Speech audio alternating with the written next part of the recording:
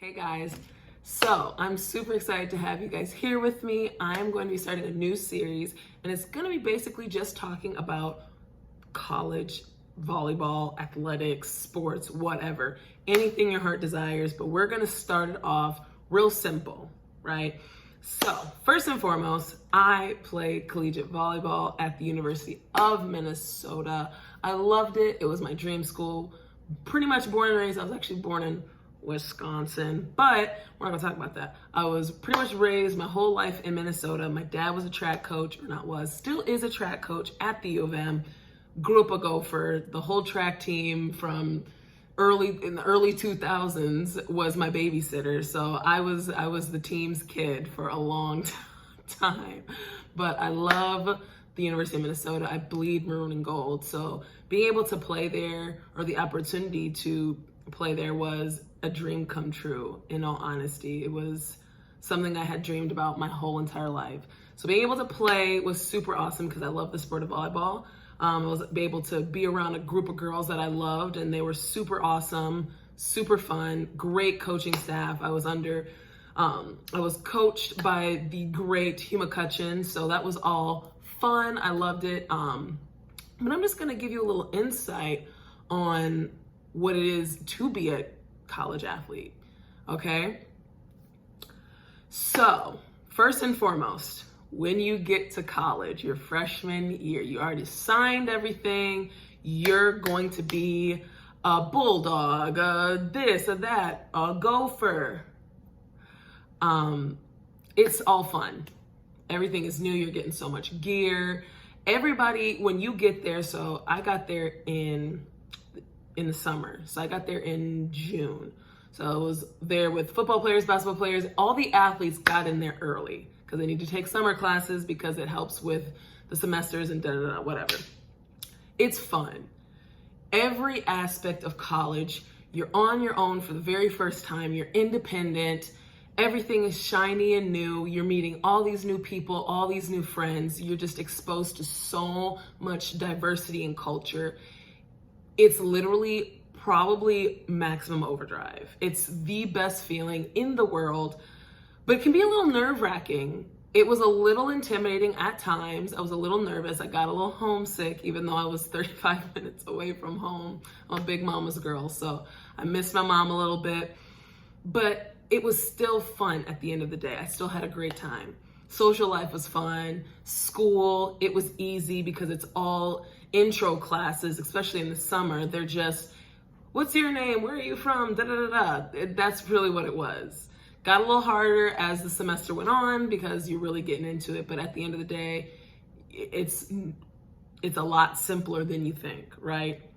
When it comes to athletics, you're the freshman. You're really not expected to do too much. You're not expected to be this person, or there's zero expectations on you. So you're literally as free as possible. You're just you're just happy to be there, right?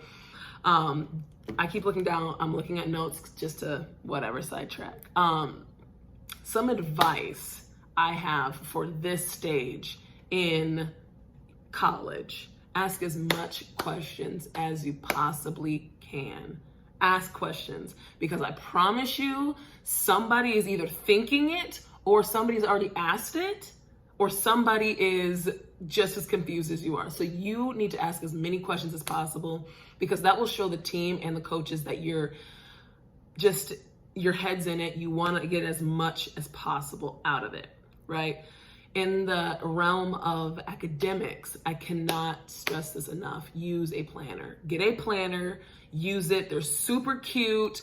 Put stickers on it, highlight it, color in it, who cares, whatever, but you need to get a planner. Get a planner, get a planner, get a planner, all right? When you're moving into the next few stages, your sophomore, junior, senior, all those type of years, you're starting to play, you're getting into practices, things are starting to get a little bit more serious into the fall season. Just keep in mind, practices are hard, and they're hard because you are getting ready to play a game. You want, in my head, you want practices to be as hard as possible. So when you get to the game, it's stuff you've already done. You know how to do it. Oh, okay, I busted my butt doing this transition footwork or this footwork or eye sequence. So now when I'm in a game, nothing is new to me. I know exactly what I'm looking for. I know exactly how to do it and what to do and what to look for. Everything just comes second nature. It's hard though. You have to put in the work for 2 hours, 2.5 hours. You're grinding and it is hard. You want to, practices are where you want to give up. Those are the times you're like, I don't want to do this anymore. But I promise you, you will look back, especially somebody who's been through that, you will look back and say, wow, I got so much better in this practice. I remember when it clicked. For me, it was my footwork was something that was super difficult for me to like understand because I spent my whole career up to that point learning it one specific way. And then to get to college, they'll be like, yeah, just kidding. You don't do that anymore. And I'm like, hold on.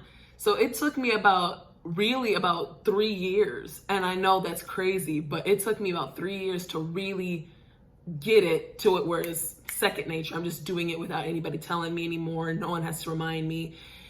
It takes a long time. Patience, patience, patience, patience, patience. Just be patient with yourself.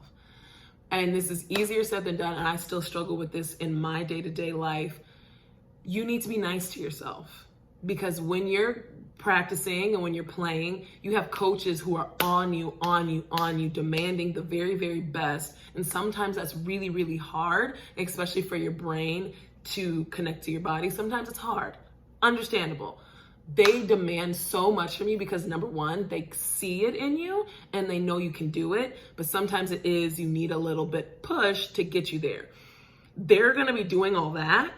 So you need to be super nice to yourself. You need to tell yourself and remind yourself, I got this, I can do it. Focusing on one thing and not having it maximum overdrive in your head will help tremendously. Just focus on one thing that you need to focus on or work on. So if it's your footwork, all right, I'm gonna just focus on this step. And then I'm gonna focus on this step once I get that one right. If it's your eyes, okay, I'm just gonna focus on seeing this, or I'm gonna focus on seeing that. If you just focus on one thing at a time, that helps out tremendously. Some advice that I would give to you is just to understand that each day is a gift. Now, obviously, everybody said that. I know everybody said that to you at one point in your athletic career.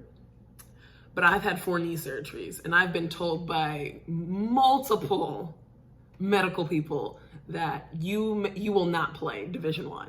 Yeah, no. Maybe high D2, but not D1.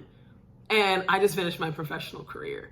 So, I mean, I'm not done. I just finished my professional season. That was my very first one. So, working hard, every day is a gift. I'm going to grind. I'm going to listen to my body because I know my body. I'm going to take it, but I'm going to push myself as hard as I can go. I'm going to recover. I'm going to take every single day as a gift because it really is at the end of the day because it can be taken away just like that. I've had 4 freaking knee surgeries. Huh? That first one, I'm like, just cut the leg off. I don't even want it anymore. But just my sheer determination to keep going is through the roof. I wanted to be a professional volleyball player, and that was my goal, you know? So each day is a gift. Treat it as such, and just there was something going on over there. I don't know what it was. The last thing I'm going to say is about social media and meetings. Number 1, meetings, be to meetings on time. Meetings on time, on time, on time, on time, on time, on time, on time. Be there on time because that is a good characteristic to have. I am on time. That's what I do. Everything is on time. Okay? Listen to me. Be on time, especially if you're younger. You need to be the first one in that room. Don't be like the seniors slacking off because they had 4 years of being on time. They can little ease up, right? Also in meetings, write things down. If you think you're gonna forget it, you probably are. If it's important, they will tell you it's important, write it down. For the most part, everything else will be taken care of for you, but just show a little bit of, I promise you, coaches love that. I was a coach, so. Also, for social media, they will monitor you like a hawk. Understand that when you sign that piece of paper, the fans will see you, other teams will see you, jobs will see you, professional teams potentially will see you, and you represent that university, okay? So this is for volleyball players, basketball players, softball, women's sports, and men's sports.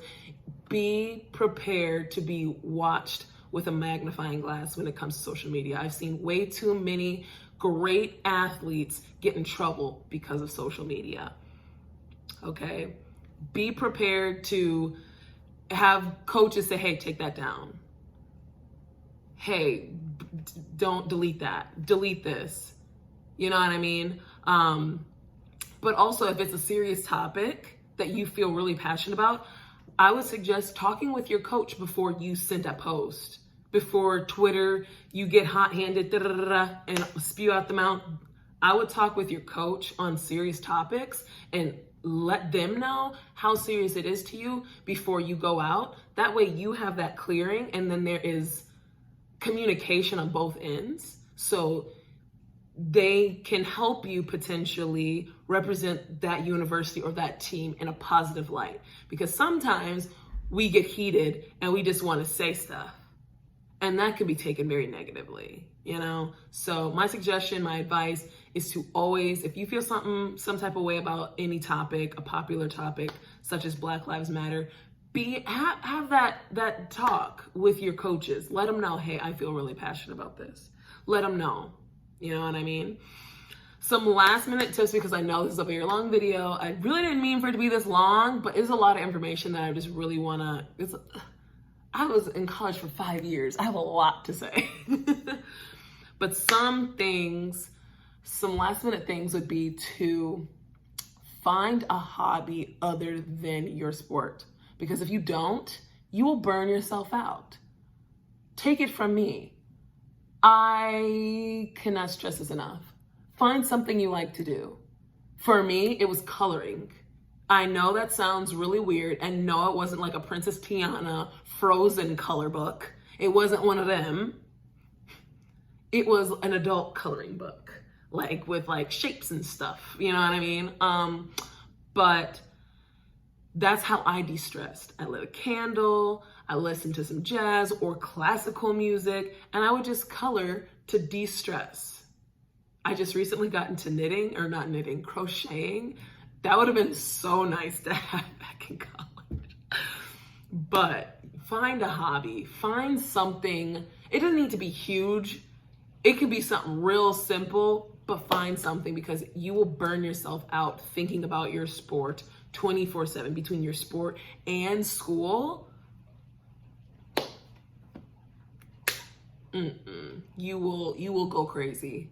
It's ups and downs. You will have roller coasters, because becomes midterms, finals, especially when you start to get into your major and the classes become harder. You will go crazy unless you have another outlet.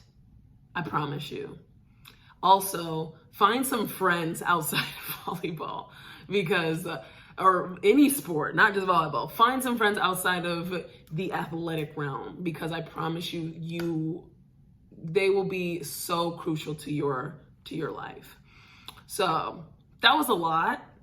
And if you want any more topics, comment below. I will look at them, and I will definitely be getting back to you and adding more to next week, because I think these videos about letting you know about these things, honestly, nobody told me about this. Nobody did. My dad is a college coach. My mom was a Division I athlete too. So they told me, but they're my parents. Yeah, I'm gonna listen to them, but okay, mom, that was back in the 90s. It's different. No, it's not. It's the same. So, Big Sister Tay is here to shed some light and give you some information that not many people will give you. I'm so sorry this was a long video, but I hope this helped. Comment below if this helped you. Comment below any other ideas, any topics you want me to talk about, and be sure to follow along with this new series about talking about the life of a college athlete, the ups, the downs, the goods, the bads, the pretty and the ugly. All right, I will see you guys next time, and stay cute. I don't know, just stay cute. See ya.